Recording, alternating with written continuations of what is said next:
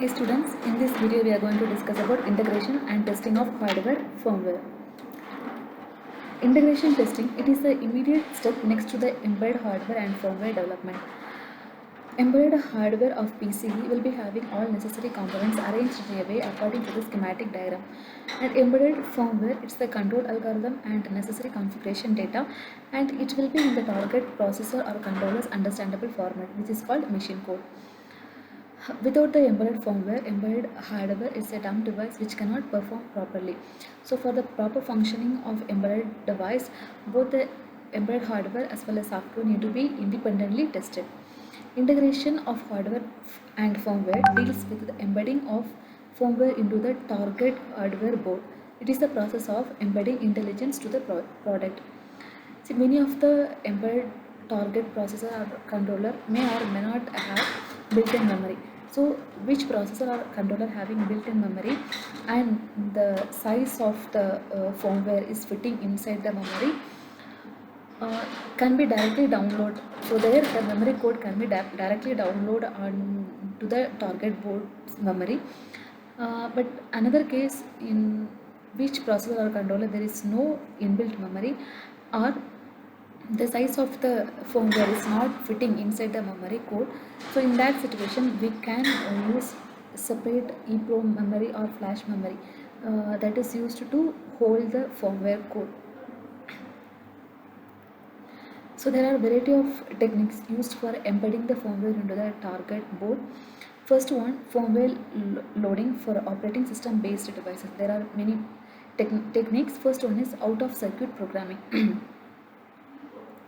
So in out of programming circuit programming method, the programming is done outside the target board, means on which the program need to be embedded will be taken out from the target board and will be programmed using programming device.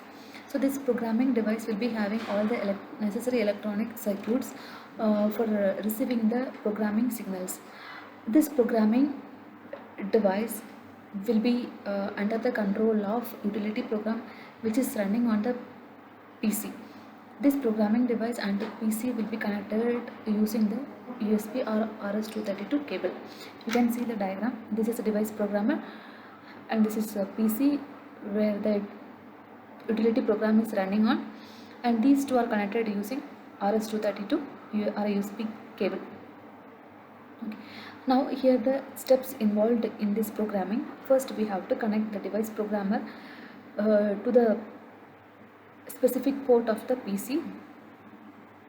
Then we have to switch on this device. Third step, we have to execute the utility program to check whether the proper connection is made between the PC and device programmer. Then we have to unlock the SIP socket.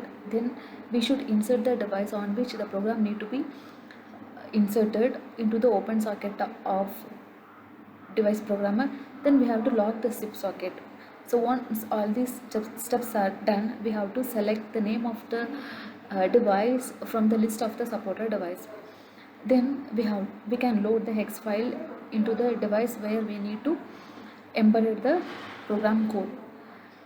Then we have to wait until the completion of the program. So to notify that, we can use LED. So LED, the busy till the busy LED glowing it's completed, we should wait. Then we have to check whether the programming downloading of programming is success or not. So to identify that, we can check the status of LED. If it is green light, then it is success. If it is a red light, then it is not success. Once again we have to reload the program. Once everything is done, we can take out the device from the programmer by unlocking the SIP socket again. Second method is in-system programming. So using this in-system programming is done within the system. So here the target processor or controller's memory will be loaded with the code on system only. So here we no need to remove the device from the target board.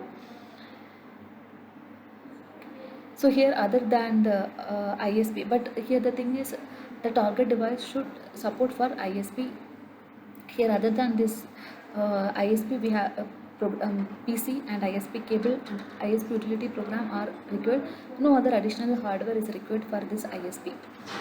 But the PC and ISP must be connected using the cable RS-232 or USB cable.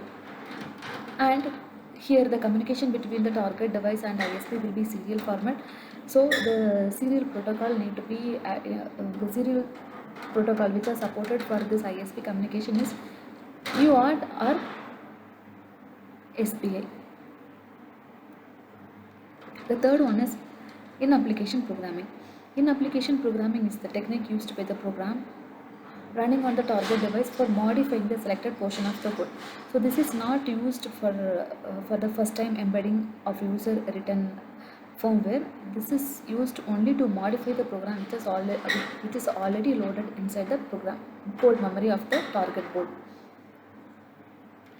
Next one is use of factory programmed chip.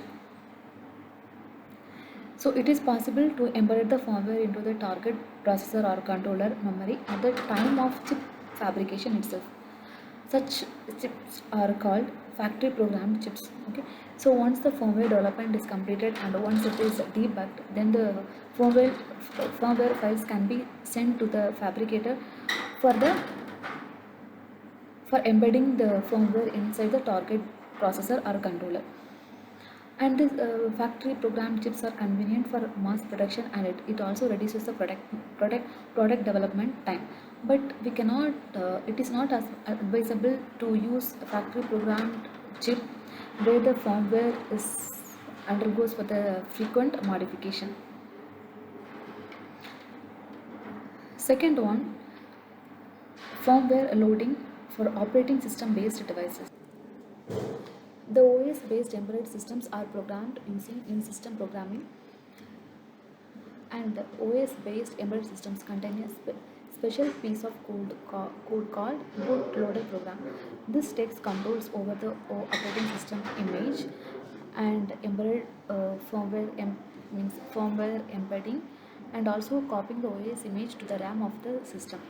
And this bootloader for such embedded systems comes as preloaded, or it can be downloaded to the memory using the various interface supporting devices like JTAG.